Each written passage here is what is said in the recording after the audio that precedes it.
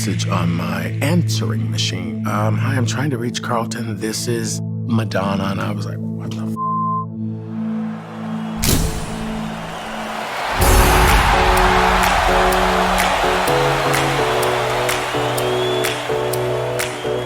That tour was about freedom. Freedom as a human being, freedom in regards to speak the truth. Still vaguely fit into it. It was a wild, high-velocity family. Each one of us would have taken a bullet for each one of us. This sort of daring progressive message was that you can be gay and human. I want to be like those guys, be that sort of free and open. I saw two men kiss for the first time. Like, Do we care what people think of us?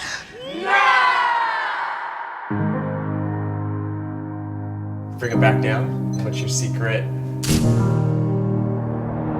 Faking that you're strong, faking that you are confident. Faking almost all of it. With AIDS coming out and HIV, everyone got really scared. It was terrifying. It was terrifying enough to scare people into silence. There was a whole other backstage, that you didn't get to see, that none of us were ready to talk about. And it's hard because this is the first time, so.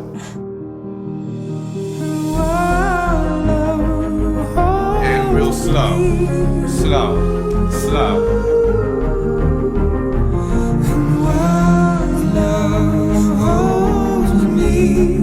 Be proud, be proud, whatever it is. Because everyone is someone.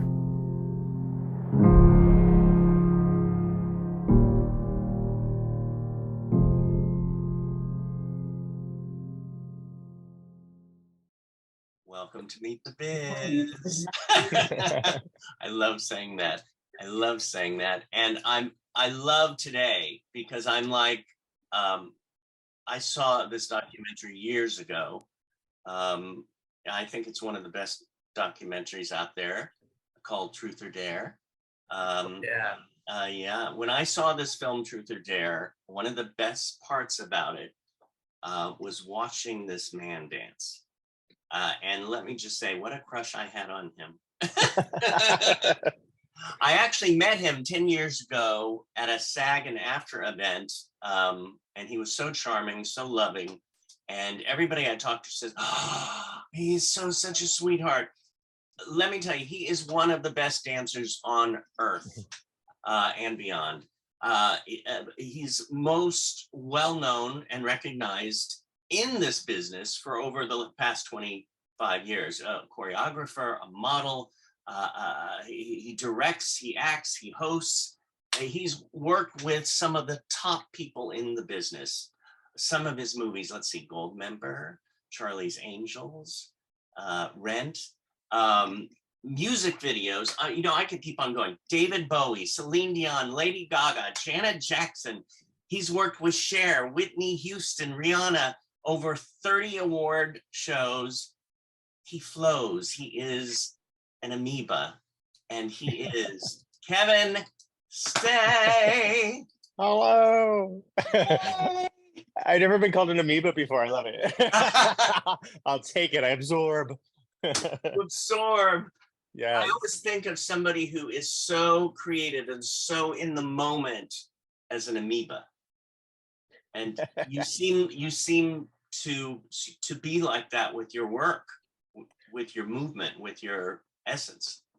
Well, I definitely approached my art. I'll say my art, which I never didn't used to call it that. I approached my art definitely like an amoeba in the beginning, where I just wanted to take in everything. I wanted to know everything. I wanted to learn everything, experience everything, do everything, try everything.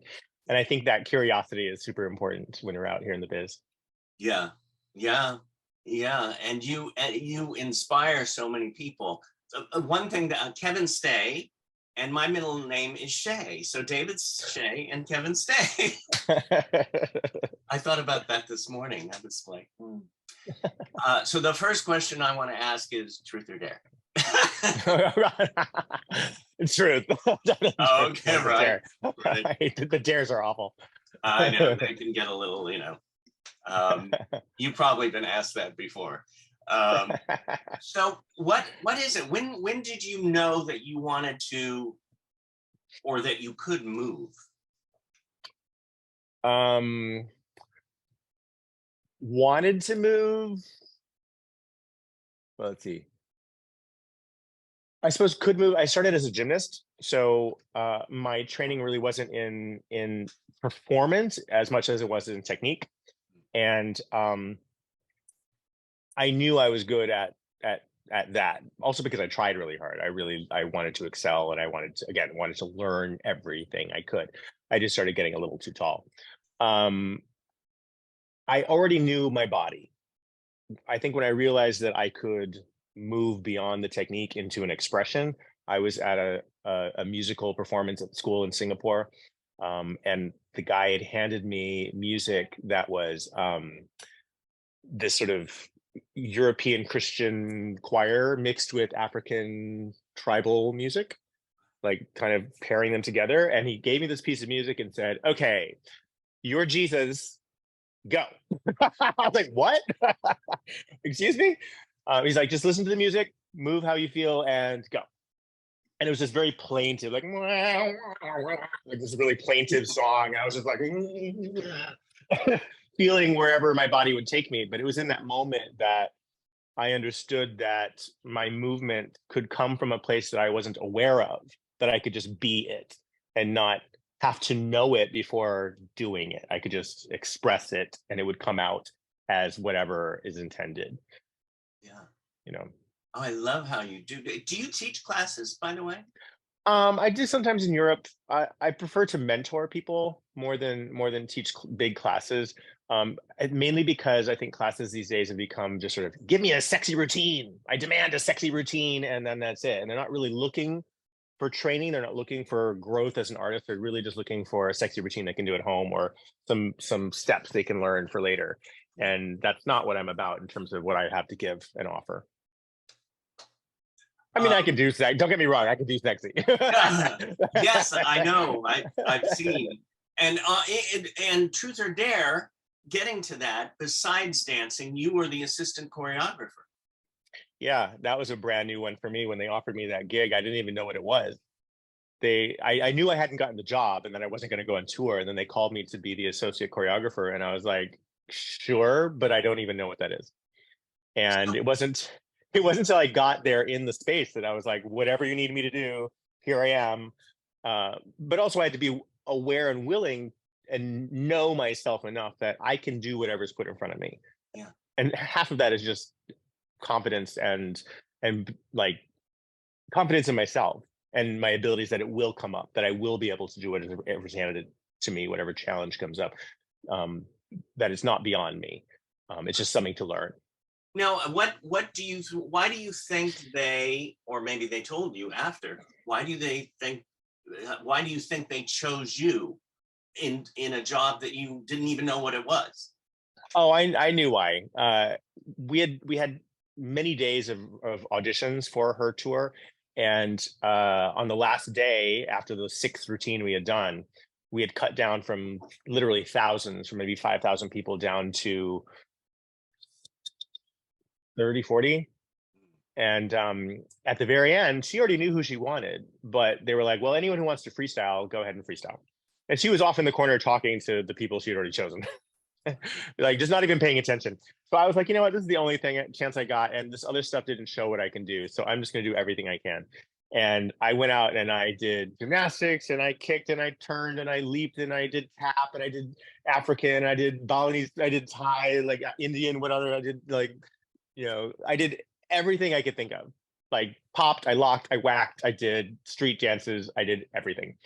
And as I was walking away, she hadn't seen any of it, but her brother and Nikki and Donna had, and they're like, wow, that was amazing, you can do everything. And then when they called me, they said, our choreographer is a modern choreographer. He doesn't have a big vocabulary in these other styles, but we want to use lots of the styles. So we would like you to be her associate choreographer, because she doesn't know these other things, and we can see that you know everything.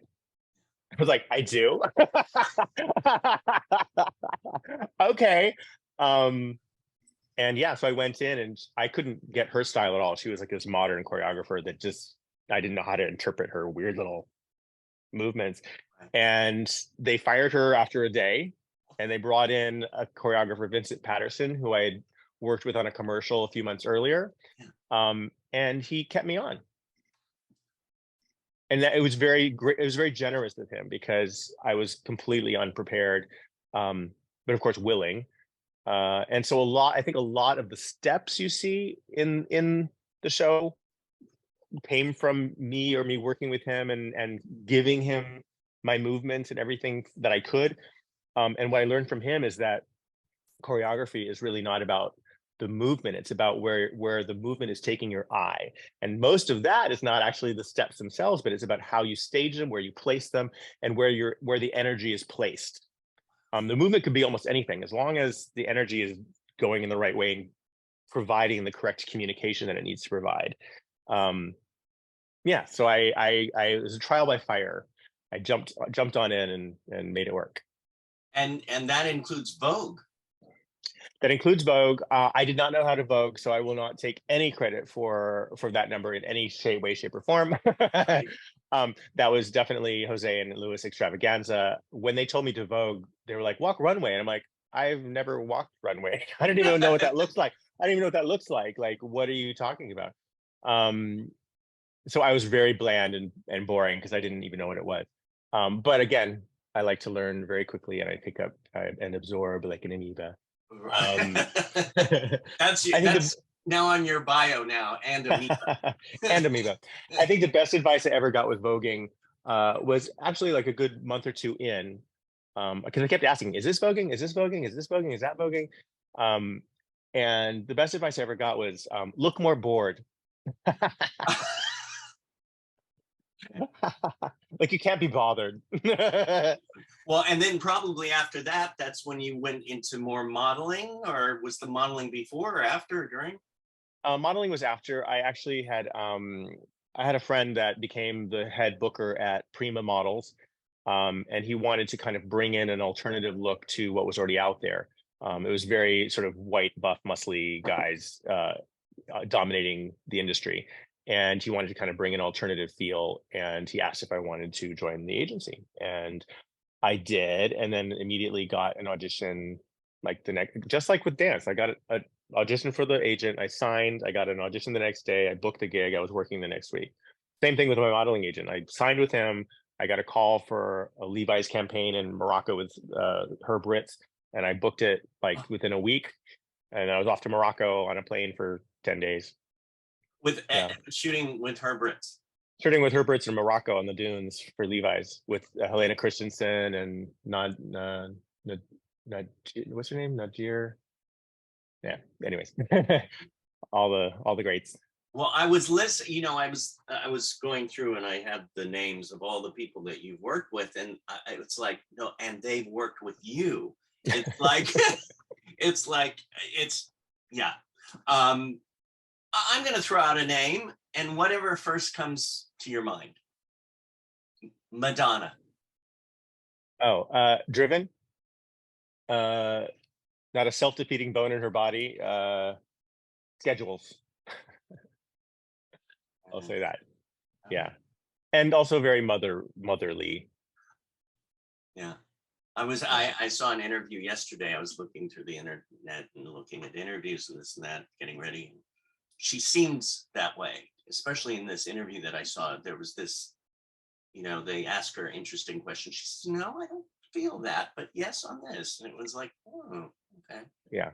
She doesn't take questions at face value. She doesn't just answer the question. She actually does think about the implications of the questions. And that comes from a lot of press training because, you know, it was a wild west back in the day with press and what they were going to say about you, and especially with her, how they were going to portray her and share whatever her story or spin on things were. It can be really dicey out there. Yeah, I can imagine. And in connection to do Truth or Dare, there's now a new documentary called Strike a Pose. Yeah, I mean, that's also been out of quite a few years already. Yeah. That was wonderful to do because it really kind of it drove. Well, I'll say this. I sued Madonna years ago because she didn't pay me for the Truth or Dare movie, and it was in my contract for a movie, so I sued her. I asked myself, what would she do? And I thought, well, she'd stand up for herself, like she's told me to do so many times. So I did. All those years in between, anytime anyone would come up to me and talk about her or say, "Oh, I loved your show," or "Blah, you're so blah blah blah," I never listened to any of it. I always just sort of was like, "Well, that's about her. That's about her. It's about like, thanks, that's great. Great for her, whatever." And then I just never talked about it at all. I took her off my resume. I didn't even like literally said nothing. And then when this movie came out and we went to the premieres, and I basically toured the movie for 2 years. I went to like 60 different cities and 15 different countries. And everywhere we went, it was the same story that it was unexpected that they were like, "Oh, I wasn't inspired by her. I was inspired by you guys. Like you gave me the sense that there's a tribe for me, there's a space for me, there's a place for me to belong that I don't have right now, and you gave me hope, and or you saved my life." And it was the same story around the world, and it was that experience that had me reconsider every single compliment I'd ever received over the course of my life, to recontextualize it and embrace it all finally, like, wow, those really were for me.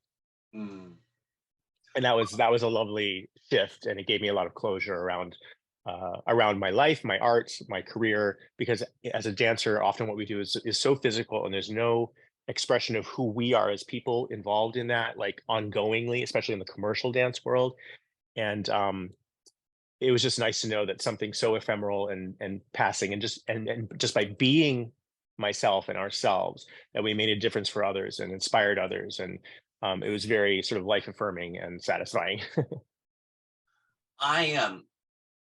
The thing is, you have this smile that transcends. And listening to you talk right now, I'm getting a little verklempt.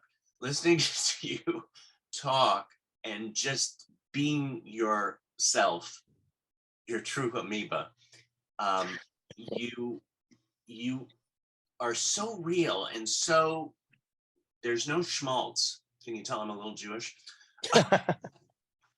So thank you for that. Thank you for, here you are. I mean, in my estimation, one of the top dancers around, and you're real, you're loving. You could feel the love. So thank you. Thank you. I mean, if there's anything I've learned over the years, is that people are people. Obviously some legends believe their own legend, but the people that really succeed are just the people that are the most connected to themselves. And often the people that really succeed are just the most people that believe in themselves the most. And there is no difference between you and a superstar, except belief, time, and opportunity, perhaps. Not everybody gets the opportunities or the luck, but preparedness is everything. I've had moments where, I've been very famous in Europe and Italy, and been on TV and had people shaking my car and just can't go on the street and can't go in the subway. And I've had all that already. And I just know it's not for me. It's not that I don't enjoy some parts of it, but the cost of privacy and life and time is great. And you have to be ready for that. You have to really want people to take that from you, because you do give. And you can see people sometimes when they give, and they're like, I'm done. You can see they dip out and they're like, enough. Did you ever have that trouble where, like for me, it took me a while. I used to just give, but then I learned how to receive. Did you ever go through that time of where you were like, okay, wait, I have to take care of me? I suppose more recently. But I do find that if you're truly giving from a space that's empowering to others, or like, I feel like you can give in a way that's empowering to yourself and that's self-generating. I don't feel like it always has to cost. It can generate, and I always try to stay in that space where what I'm giving generates value back to me, whether it's emotional value or even physical value, whatever.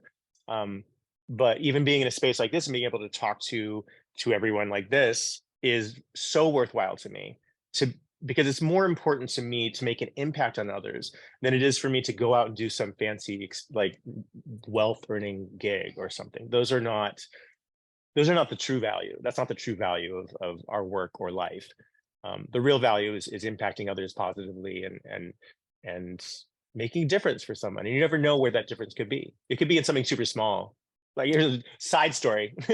We're in New York. We're in New York on tour with Madonna, and we're sitting in a cafe with Oliver, and the waitress comes up, and we're chatting and talking, and we just offered her tickets to the show, and she came. And we never saw her again, though. We just gave her, we like said, oh, get the tickets at Will Call. And then we never saw her again.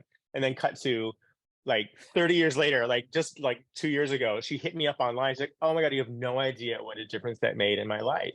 I had no money. I was sitting on the road and like, just what do I, I'm waiting this table and I'm not earning enough money to get by in New York. And then you guys gave me that ticket, and it gave me hope and excitement and fun and joy.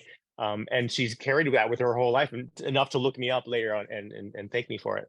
So you never know, like little things you can do that just, make a difference for others in the rest of their lives. Well, you being here today is one of those, and we've got many people here who would like to ask questions. I know, and I'm going to jump back in because I have a bunch more, but I do want to bring in. Let's see here. Wait, hold on. I'm trying to find the people who brought. Oh, Shannon Direx is here. Shannon Direx, I know you sent in. Hey, Shannon. Hey, I do have a question for you. Yes. What is it like to be a dancer on Sister Act 2? That's one of my favorite jobs. Absolutely. I love Whoopi is like one of my favorite people ever to work with. When we auditioned for that job, it was Michael Peters choreographing, who also did like Thriller and Beat It. And he brought in like 10 of us to audition, like a really small call. And we auditioned for her directly. And so we all did this number, and she looked around and she just said, I don't want to cut anybody. I love you all. If I have to pay for you all out of my pocket myself, I will. And she did. She just hired us all. She didn't want to cut anybody. And so that you see us all in that number with her, because she was like, I want to see everybody. And when we were on the set, she took her time away to constantly come over and hang out with us, to tell us stories, to make us laugh. She actually gave us, I don't have it here, it's upstairs. She actually gave us this drawing of her that Hirschfeld drew of her. He used to do all the covers of New Yorker magazine, and she gave us all like the signed actual drawings from Hirschfeld. Wow. I have it framed upstairs. But just one of the most extraordinary experiences, because it gave me the realization that you can be at the top of your game, and you can also be generous. You can be grateful. You can be happy. You can be joyous. You can still relate to people. You don't have to be a diva.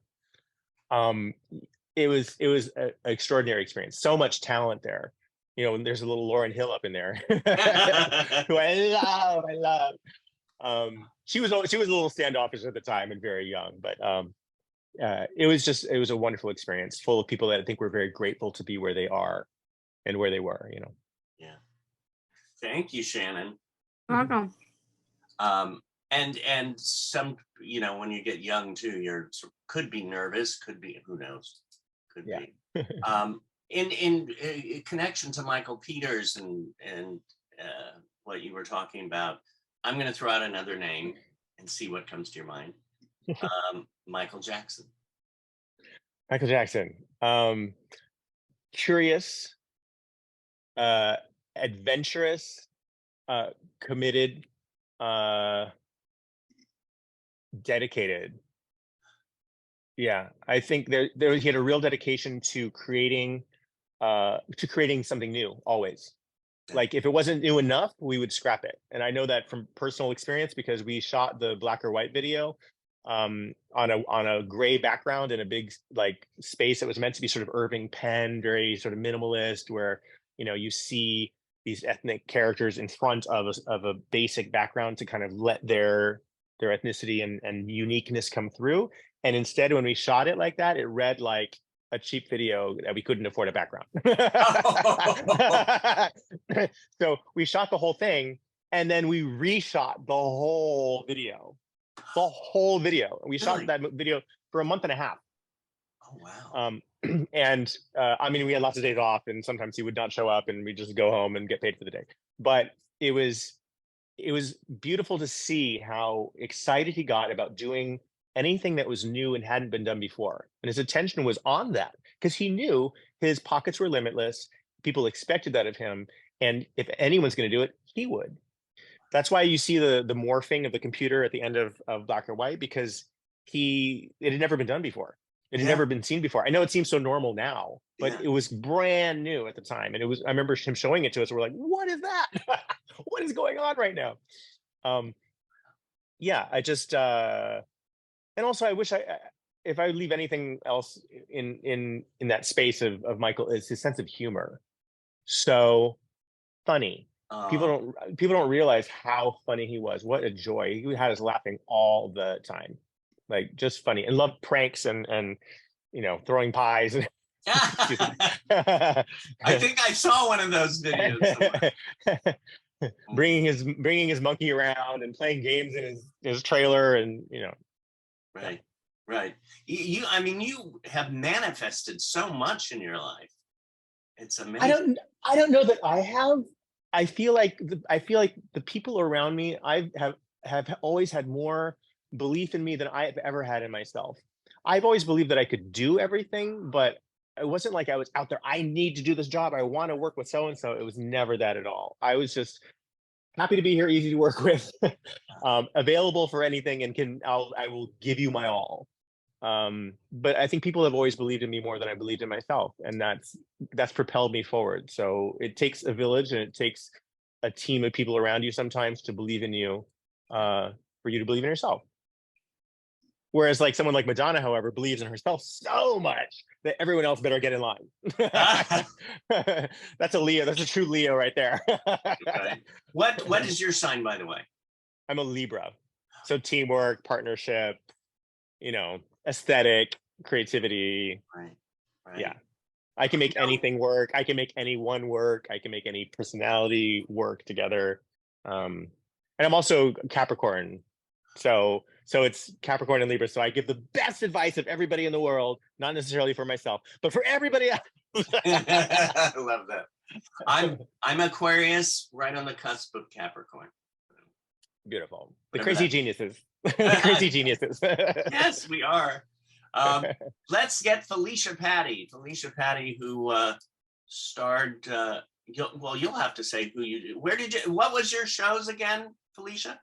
My show was on Netflix. It's called Away on Netflix. Cool. It's a series with Tilly Swank, and then I did a pilot on Prime Video. Love You More with Bridget Everett. Beautiful. And I have a question for you too. What kind of music do you like from Michael Jackson? Oh goodness. I suppose I'm more of an older Michael Jackson guy. Like Off the Wall is like such a good album for me. I do also love like Human Nature, and I do love Ghosts. Oh, I love Ghosts. Oh. That like a heart breaks that I'm not in that video. I was in Europe at the time. So good. So good. Was it were you offered it but you couldn't do it or something? No, I was just out of town when it happened. And so when I was working with him on Blood on the Dance Floor, when his kid was born and stuff, he actually took us all to a theater down, like in one of the next studios down. Right. And showed us, before it had been released, showed us that in the big giant theater with all the music blasting. And that was my first, he's like, I gotta show you this. And I was like, what? And then we get there, I was like, oh God, why am I not in that? Yeah. So good. Well, I had so many others that it's amazing, but it is interesting. It's like, yeah. Thank you, Felicia. You're welcome. Gosh, I was thinking about some of you have worked with Ray Charles, Aretha Franklin, Beyonce. Do you, if you had to choose one memory working with, I mean, so many different people that you had, one of your favorite memories, what would they be, or what would Gosh, in the pop world? It doesn't have to be pop world. It could be, if you had to say, okay, what memory comes to my mind right now that I loved during my life so far? What's appropriate to share? I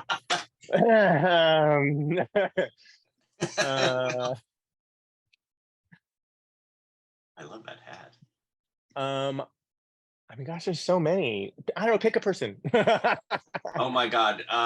Pick a person. Oh gosh. I don't. Okay. Exactly. I know it's very hard, isn't it? Herb Ritz. Herb Ritz. I loved him so much. He would travel around with us on tour all the time. I got to meet so many of my friends that are still friends to this day through him, that were modeling back then. I think one of my favorite memories with him actually is shopping in Marrakesh, because we were staying in Rabat, but we took these limos. He piled me and like two other guys in these limos, because actually when I first got there, I was so white, because I'm pretty pale, but I was so white that when he put me on the top of the dune in a yellow jean jacket, it popped so hot he couldn't even photograph me. So my first 4 days of the trip were literally go lay out in the sun and get a tan. Yeah. So again, in that space, he took us in his limos off to Marrakesh, and we went antiquing in the markets of Marrakesh. And it wasn't just in the open stalls. It was because he had all this money and looking for something so specific, he's looking for this ancient these glass balls that they used to make hundreds of years ago. They would take us behind upstairs into the crevices. It was like walking into some Harry Potter magical store, and just being able to see the world through his experience of it, which is not just street level. It's kind of up in these rarefied little spaces. That was really beautiful. And he was just so generous and sweet and easy, and there was no pretense with him. He for all the money and talent and skill he had, and it was just, yeah, he was just pleasant and nice with everybody. So it was good to hear. Yeah. But I got a message from Paul Belcito. Oh, hi, Paul. And yes, and he said ask him about Newsies. Okay. What about Newsies? Oh, okay. Newsies, go. Newsies, go. Yeah, the dancing. He says the dancing in it for you. Well, I think one of the most beautiful things about Newsies was that Kenny Ortega comes from old school. He was in Hair. He choreographed Xanadu. Later on, obviously, he did High School Musical, but when we were in the space, they went through a research period where they saw every old Hollywood musical ever, and took notes of what worked in those musicals and why. And so when we got together, there were maybe 10 of us that were sort of the core Newsies, and then we had another 40 dancers that came in later. We got to spend a month before we even got to the stage, to the set in Universal. We got to spend a month training, figuring out what the sort of physical vocabulary was, where we used our technique, but we let it go to feel pedestrian. And I feel like that's a lot of what acting is as well, is you use your technique to get into the character, and then you have to let it go and just be the character. So when we were dancing, we had to find movements that all would work on any exuberant kid, just giving their energy into something without making it look and I'm a dance move. No, it's just I'm punching the air because I feel it. Yeah. And so everything came from motivation. We had stunt training, we had voice training, we sang the soundtrack. It was extraordinary. That period was really fun. We had a lot of really good friends and amazing talents. Brian Friedman was on that gig. He was 12. Noah Hathaway from Neverending Story was one of the 40 dancers. Gene Kelly came to the set and visited. Jeffrey Katzenberg. I mean, we had lots of people coming through, and it was, I mean, Anne Margaret was on that set, and it was, I mean, I'm an Anne Margaret diehard fan. Of course, Kenny knew this, and of course, so then he had me lifting her and talking, hanging out, and like at one point I think she hit my nose or something. It was bleeding, and she was like taking care of me, like, oh, you okay? I was like Anne Margaret, I love you. I think Debbie Gibson came to this set. I had just done her Electric Youth video, and she came to the set because they were working on some movie called Skirts that never happened. But it was it was beautiful. It was like doing a summer camp on the Universal set. We had so much fun playing games and torturing the extras. We made our own little film called Blood Drips on Newsy Square. I had a video camera with me always, and then of course all those videos got stolen. No. Oh no. I know. I had a video camera in Madonna's rehearsal. I was the only one, and then my video camera got stolen with the tapes and everything. I know. Somebody didn't even know. Say, let's see this documentary. I know. I would. Is there somebody you haven't worked with that you have always said, okay, I want to work with this one person? Sheila E. Who? Sheila E. Oh, Sheila E. It's kind of a running joke because since day one, I had her poster on my wall, and I've told her from like 1990 on, like many times, anything you need, I'm here for you. I'll do anything you want. Literally from 1990, like on, like, you know, via friends, in person, her niece, like it's kind of an ongoing thing. FK Twigs, Billie Eilish, would love to work with Billie Eilish. Oh my God, I love what she does. I think she's extraordinary and extraordinarily talented. I'm just such a huge fan. Yeah. I mean, I look forward to seeing you in Bjork. Oh right. Oh, I love her too. I look forward to seeing you in all those, connections. Thank you. And we have a wonderful connection today. Ranjani Reyes is here to ask a question. Hey. Ranjani. Hi. We had a dancer connection. So, do you like being on Jimmy Kimmel as a dancer live? Oh my gosh. Yes. Short answer, yes. Longer answer, he's funny. He is really funny. Like I've done a couple shows with him, and he's also really tall. He's really taller than you. Yeah, he's really tall, big guy, and his eyes are like that kind of electric blue that like catches every light and like sparkles like that real electric blue. I was really surprised. I didn't expect that because I don't think you see that so much on camera, and then you're in person, you're like, what? I did the Pussycat Dolls Sway performance with them in Tainted Love, and then I did a like a car commercial, like a Ford performance with Chewy. Or was his name Chewy? Who's the guy is his Latin friend that you said Chewy. I thought of Chubanka. Is it Chewy? I don't remember. I feel like it's Chewy, but maybe that's from the other comedian Chelsea Handler. But there's one. He has a boy's girl. Yeah, he has a guy that like he actually works there, but he kept bringing him into every skit and everything, and then they actually did a Ford commercial where we were all dressed up in like Spanish costumes and dancing out on the street for the Ford Fiesta. I remember. Like that's why we were dressed with the hats and because it was the Fiesta. Yeah, it was really fun. It was also right down the street. Like I live like 3 blocks from there. Oh, how wonderful. So I just got to roll down the hill. We got to roll down the hill. That's always nice. You just like, here. Thank Thank you, Ranjani. Anytime. Thank you. What are you most proud of in your life? It's funny, this comes up quite a lot actually. And the funny thing is, it's like, it's not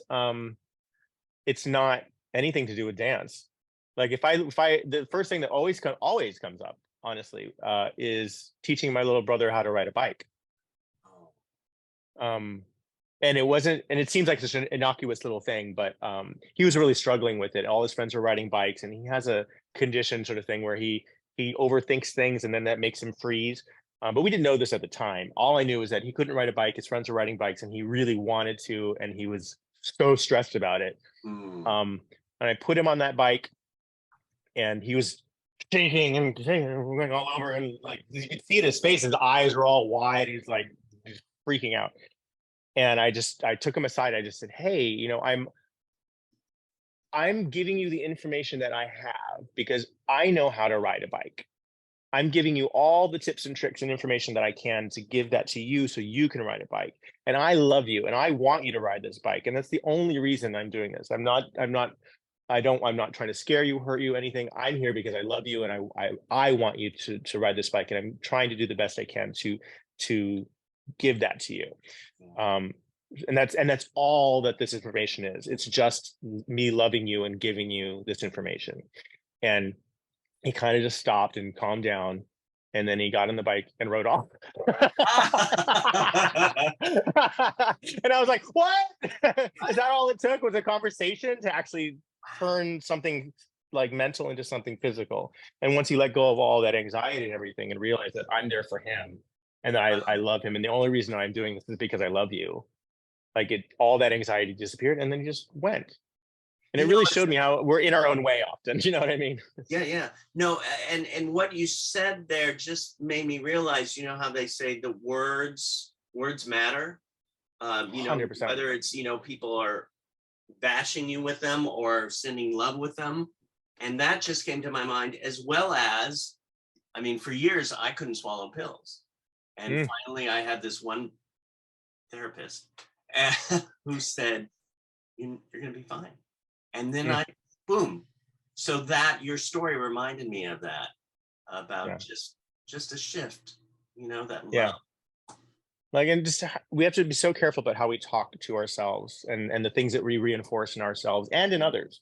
Like, again, making a difference for others, making a difference for him, being able to go off and ride that bike. It was huge for me. Like, I got more out of that than any number of music videos and performances. You know, if, you know, again, I would say the second most thing I'm most proud of is going to China with my father and shooting that entire experience in an experiment to get to know him, because we didn't grow up together. Right. And that was the Great Walls Project. Great Walls, yeah. And I'm actually in editing with that right now since January. But it was so difficult. And of course, watching it back now, I realized like how more difficult it was, you know, in retrospect, looking at it, I was like, wow, that I didn't give up. I didn't give up, you know, and I can hold on to that because it was not easy and I didn't know what was going to happen. And I came out of it really, really, really loving my father in a way I never had before, because I didn't grow up with him from when I was 4 till I was 18. I never saw him at all. And I thought maybe those years were lost and we would never have that kind of relationship. And going through that experience and traveling with him and seeing the real him and realizing that he's not China. He's not his history. He's not China. He is just who he is, and he is the choices that he makes. And all that entails his failures and limitations and emotional limitations and all of that. And so I got to see the real him, love the real him, but also like him a lot less, which is a hard sort of pill to swallow. But very proud that I didn't give up and that I took the effort and impetus to ask someone, who are you? And do you want to get to know me too? And I didn't want to leave this world or have him leave this world without me really making the effort to know him and know and have him know how much I love him. Wow. It's those things in life that matter the most. Something that's so, it's those breaths that we take, so to say. And thank you for what you said about moving forward. Sometimes maybe you wanted to give up, or sometimes maybe there was a bump in the road where you stopped for a month or so, and I don't know. But no, years, no, not just months, years. I shot this 7 years ago. I sat on it. Here's the thing. I sat on it for so long because I know on some level it's going to blow up my family.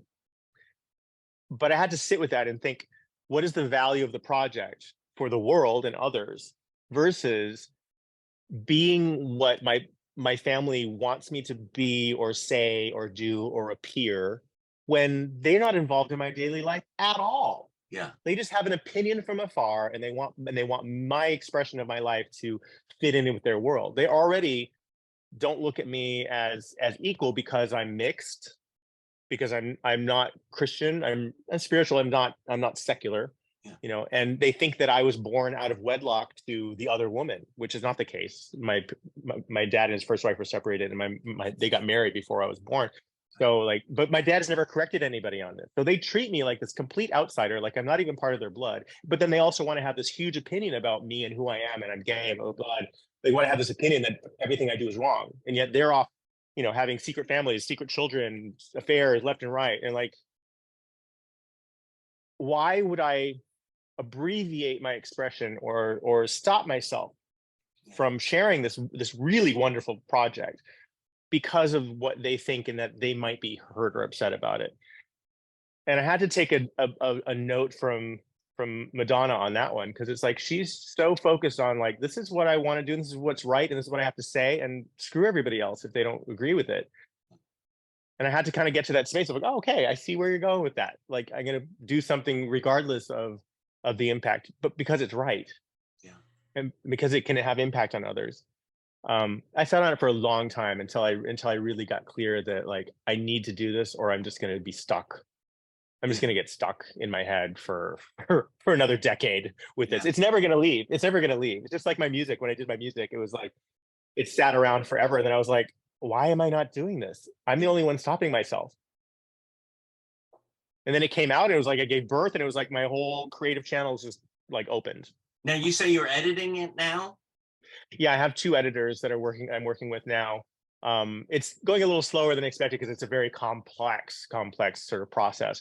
But yeah, we meet every week a few times and go through it, and it's a lot. It's like therapy every week. Yeah. Oh, thank you for that. That's that gives me a little fire under my ass to push forward with the documentary that I'm working on. Yeah, don't give up. Don't give up. I mean, literally, one of the things I told my dad in the beginning was never give up, and I had given up. And I'm like, well, I can't. I have to be my word.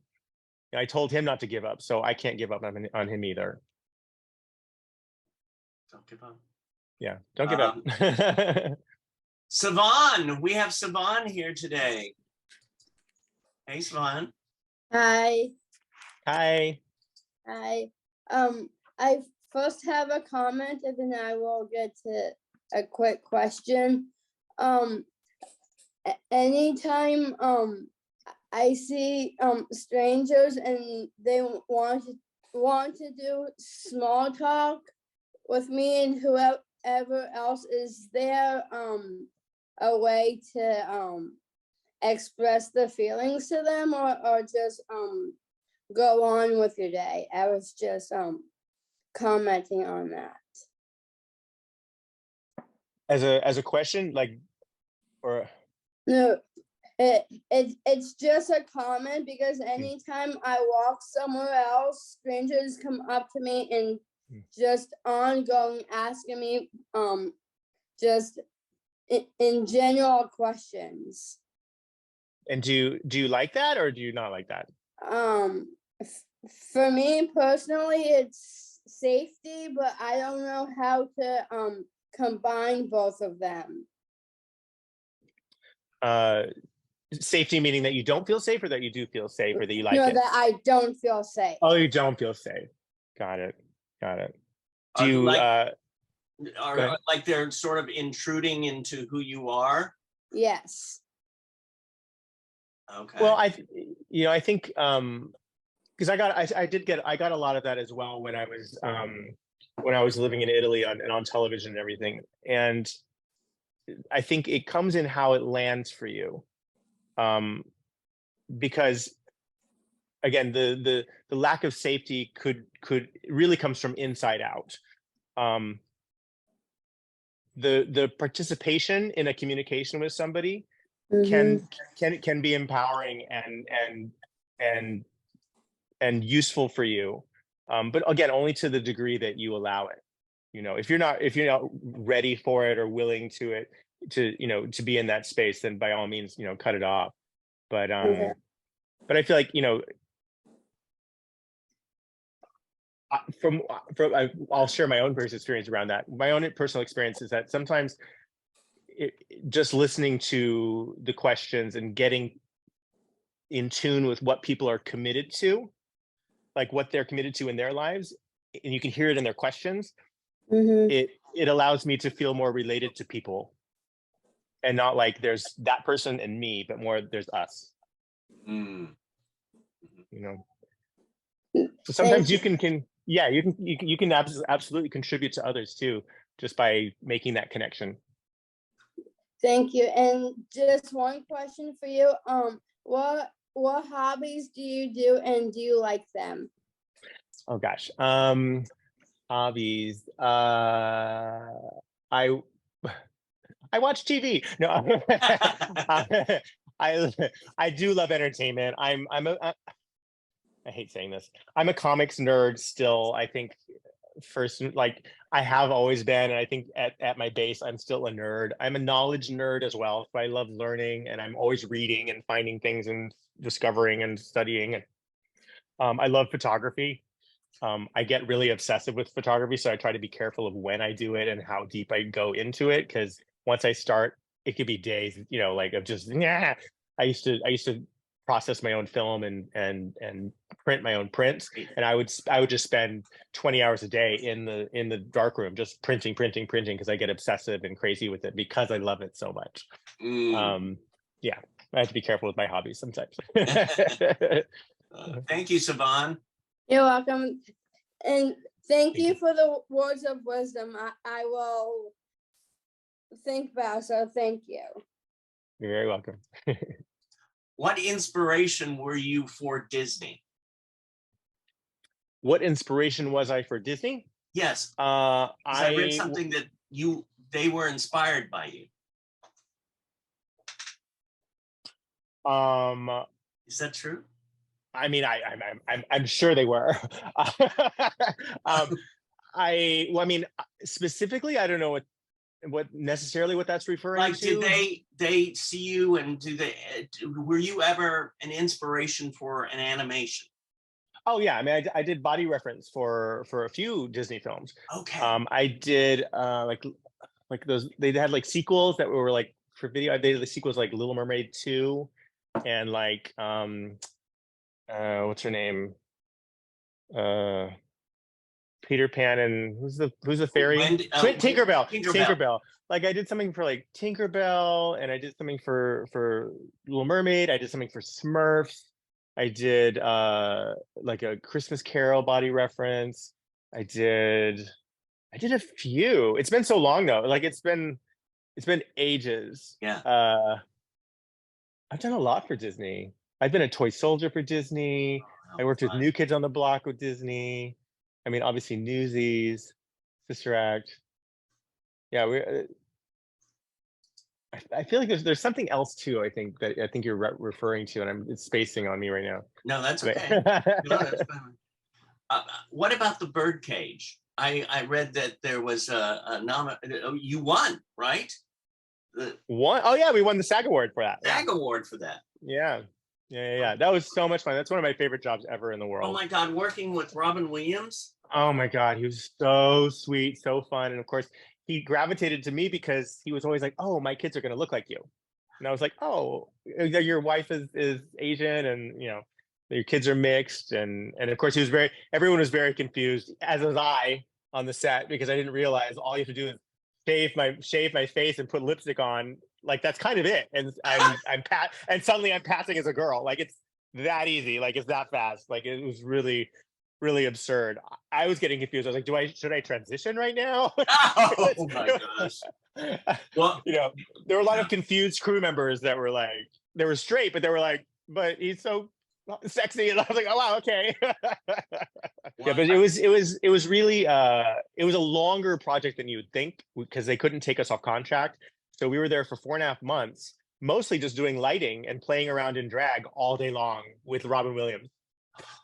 Because they were literally like, they couldn't take us anywhere, and they were paying us already, so they just had us there working and like walking around in heels everywhere, working out in our wigs and like, oh my God, just laughing all day long. So good. Oh, I love that. I love that. So the Rogue Romeo. Yeah. You have now. How many albums do you have? 2 out. I should be working on more right now. I kind of wanted to get my movie out first, but yes, I do have plans for more music. It's just been on hold for a while. Right. Yeah.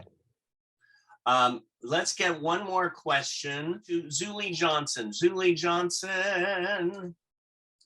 Hi, good morning. Hi. I just want to ask you a question. Who's your favorite fashion designer, and how you feel walking down the runway wearing their clothes? I think it's a tie between Alexander McQueen and Thierry Mugler. I just love fantasy in fashion.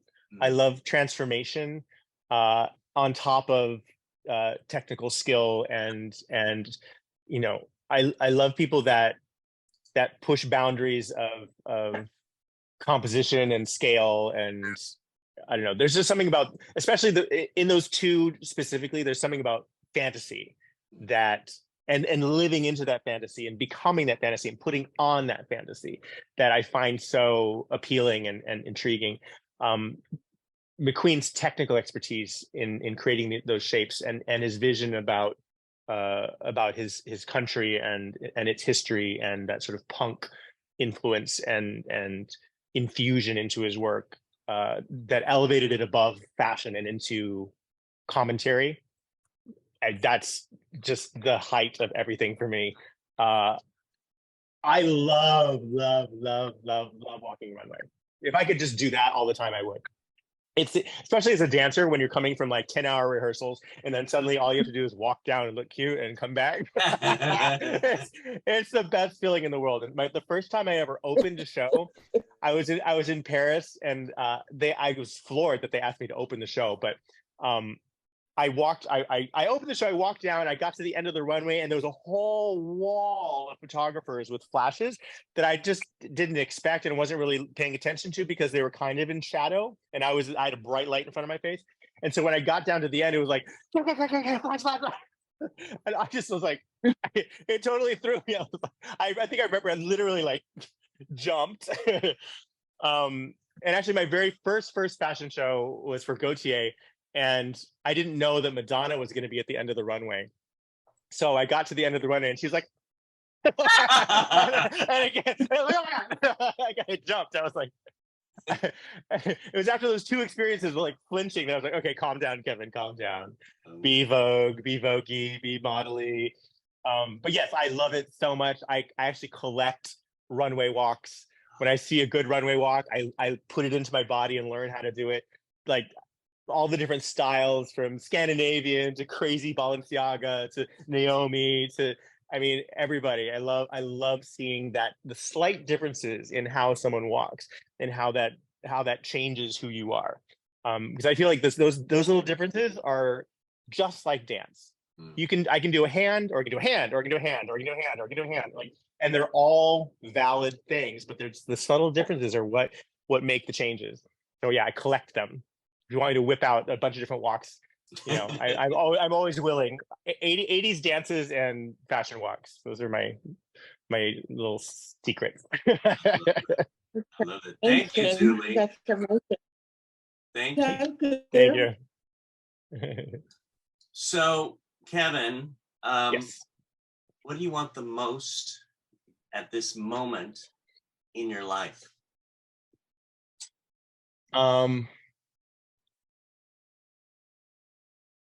Well, besides peace, happiness, and love, I think I want open access to my creative spirit. I think sometimes life gets in the way. like the daily grind, or I have a building here that I own and have to always fix constantly every freaking day. And that gets in the way of, and I think what I'd like most is to create a space for myself, both mentally and physically, that I can just be in direct tune with my creativity and expression, and finish a lot of these amazing sort of artistic-y things I have in my head. Rather than just in visualizing them, I actually want to execute them all. And sometimes I move very slowly because I'm a perfectionist, and I know there's no perfection, there's only excellence, but it gets in my way. I'm a Libra. I stop myself sometimes. So I want more access to being my creativity.